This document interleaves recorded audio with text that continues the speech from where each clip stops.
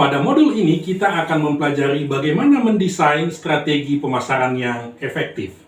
Jadi kita akan mempelajari kerangka berpikir yang diperlukan untuk membuat rencana pemasaran yang sukses. Modul ini dirancang agar mudah dipahami sehingga kamu bisa mengaplikasikan pengetahuan ini dalam kehidupan nyata. Mari kita mulai perjalanan kita dalam mempelajari cara membuat perencanaan strategi pemasaran.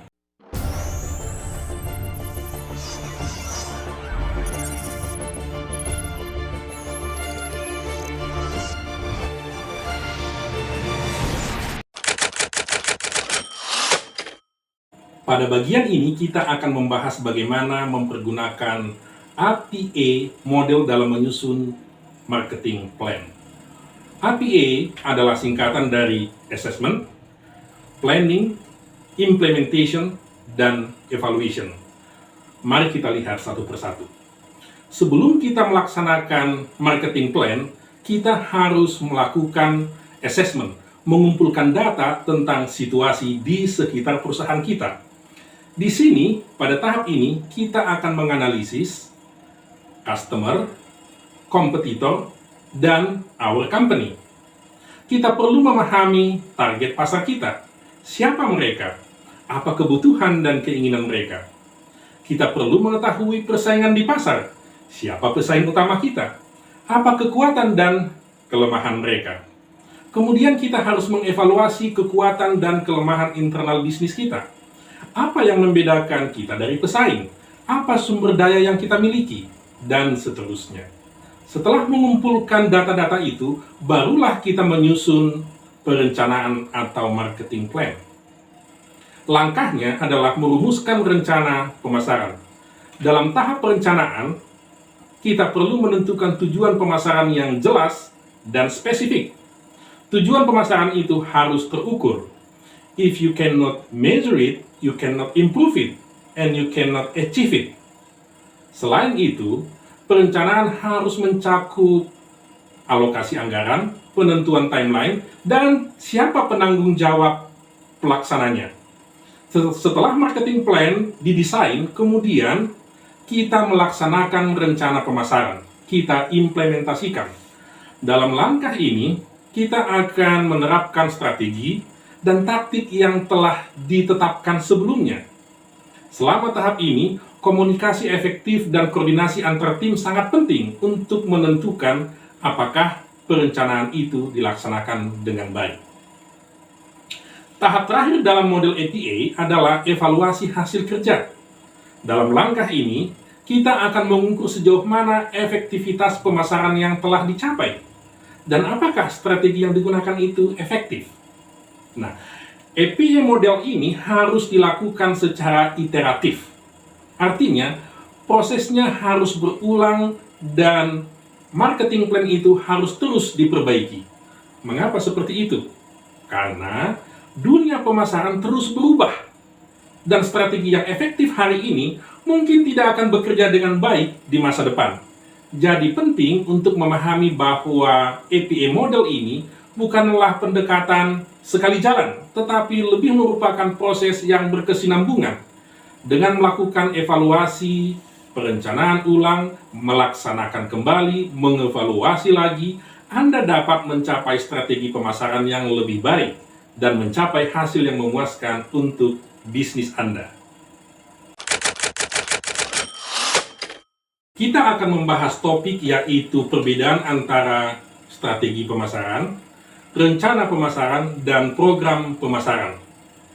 Saya akan menjelaskannya dengan cara yang mudah dipahami, jadi pastikan untuk tetap fokus dan ikuti dengan baik. Mari kita mulai dengan strategi pemasaran. Strategi pemasaran adalah rencana besar yang dibuat oleh satu perusahaan atau organisasi untuk mencapai tujuan pemasaran mereka. Ini seperti peta jalan yang menunjukkan arah yang harus diambil. Bayangkan jika kita ingin mencapai satu tujuan, kita tentu harus memiliki rencana bagaimana mencapainya, bukan? Selanjutnya kita akan membahas tentang rencana pemasaran. Rencana pemasaran adalah langkah konkret yang diambil untuk melaksanakan strategi pemasaran. Jadi jika strategi pemasaran itu adalah peta jalan, maka rencana pemasaran itu adalah rute yang harus kita ambil. Selanjutnya, program pemasaran. Program pemasaran adalah realisasi nyata dari rencana pemasaran dalam tingkat operasional. Jika strategi pemasaran adalah peta jalan, rencana pemasaran itu adalah rute yang harus kita ambil, maka program pemasaran adalah bagaimana perjalanan itu dilakukan. Jadi ketiganya saling berhubungan erat karena strategi pemasaran itu menjadi landasan atau panduan untuk mengarahkan semua upaya pemasaran. Rencana pemasaran memperinci bagaimana strategi tersebut akan diimplementasikan dalam bentuk konkret. Sementara itu, program pemasaran adalah realisasi nyata dari rencana pemasaran pada tingkat operasional. Ketiganya bekerja bersama-sama untuk mencapai tujuan pemasaran perusahaan agar dapat dilaksanakan secara efektif dan efisien. Kita akan membahas sesuatu yang sangat penting dalam dunia bisnis, yaitu marketing mix atau bauran pemasaran. Pada tahun 1953, seorang profesor dari Harvard University, seorang pakar pemasaran, Neil Bordin, memperkenalkan konsep ini. Kemudian konsep ini dikembangkan lebih lanjut oleh Jerome McCarty dalam bukunya yang berjudul Basic Marketing: A Managerial Approach. Ada 4 komponen utama dalam marketing mix, yaitu product, price, place, dan promotion.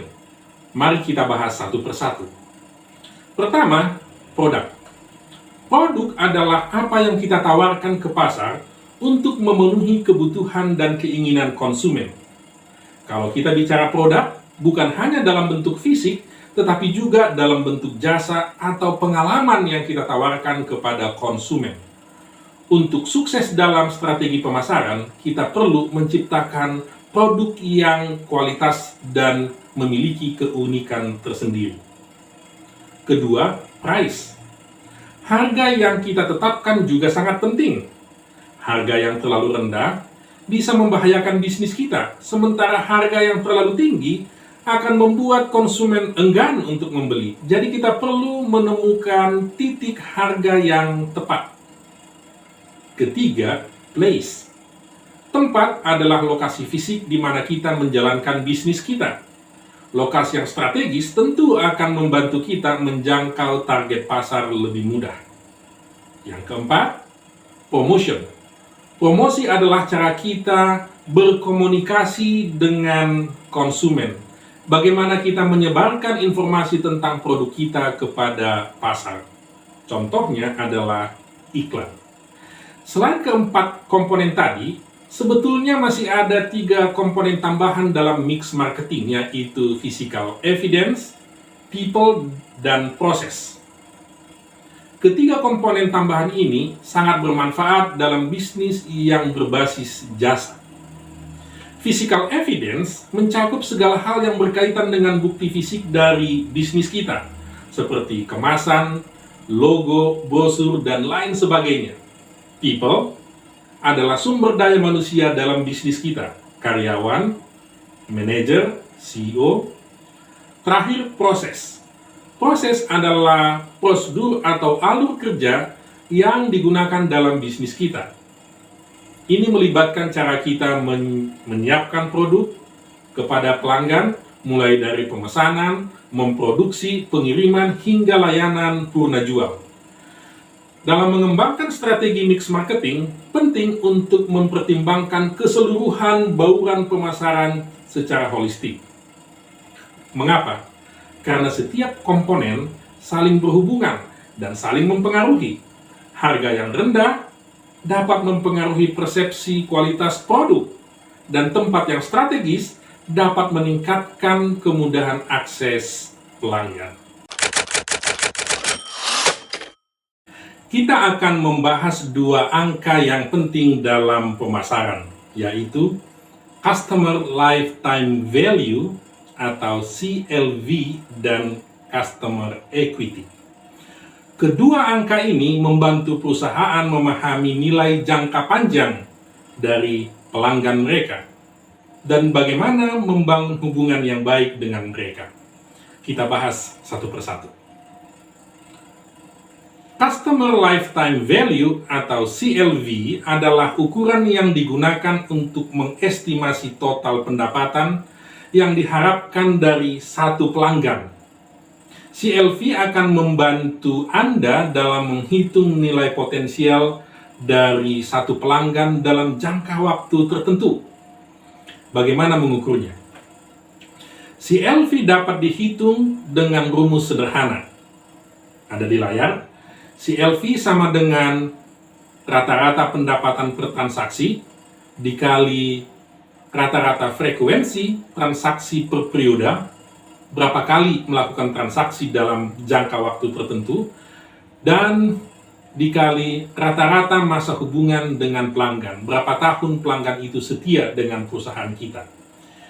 Misalnya, jika rata-rata pendapatan per transaksi adalah 100.000, rata-rata pembelian pelanggan adalah 2 kali setahun, dan rata-rata pelanggan setia dengan perusahaan kita adalah 5 tahun, maka CLV dapat kita hitung menjadi 100.000 kali 2 kali 5 sama dengan 1 juta. Customer equity atau equity pelanggan adalah total dari semua pelanggan yang kita miliki oleh bisnis Anda dalam satu waktu. Untuk mengukur customer equity, Anda harus menggabungkan atau menjumlahkan seluruh CLV dari pelanggan Anda. Jika Anda memiliki 1.000 pelanggan dengan CLV 1 juta, maka customer equity Anda akan menjadi seperti dalam layar. 1.000 jumlah pelanggan kali 1 juta sama dengan 1 miliar.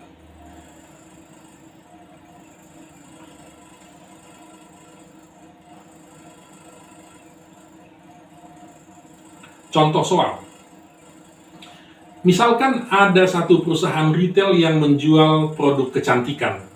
Dalam jangka waktu 1 tahun, mereka memiliki 5.000 pelanggan yang rata-rata melakukan pembelian sebanyak 50.000 setiap 2 bulan sekali. Jadi frekuensi transaksi itu 6 kali setahun.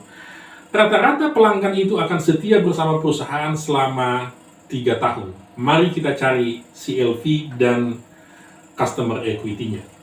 CLV sama dengan 50.000 dikali 6 dikali 3 sama dengan 900.000. Customer equity sama dengan 5.000 jumlah pelanggan dikali 900 sama dengan 4,5 miliar.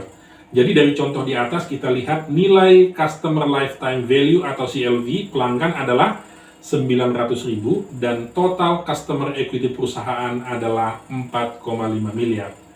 Nah, itulah penjelasan singkat tentang Customer Lifetime Value dan Customer Equity. Semoga penjelasan ini membantu kalian memahami konsep-konsep penting dalam pemasaran. Kita perlu ingat bahwa perusahaan perlu memiliki hubungan yang baik dengan pelanggan. Perusahaan perlu berpikir panjang dalam membangun hubungan yang kuat dengan mereka. Ada 4 jenis peluang pasar yang sering digunakan dalam analisa strategi bisnis, yaitu market penetration, product development, market development, dan diversification. Keempat jenis peluang ini membantu perusahaan untuk merencanakan pertumbuhan bisnis mereka dengan cara yang berbeda. Mari kita lihat satu persatu. Market penetration atau penetrasi market berfokus dalam usaha meningkatkan penjualan di pasar yang sudah ada. Tujuan dari strategi ini adalah mendapatkan pangsa yang lebih besar dengan menjual lebih banyak produk pada pelanggan yang sudah ada.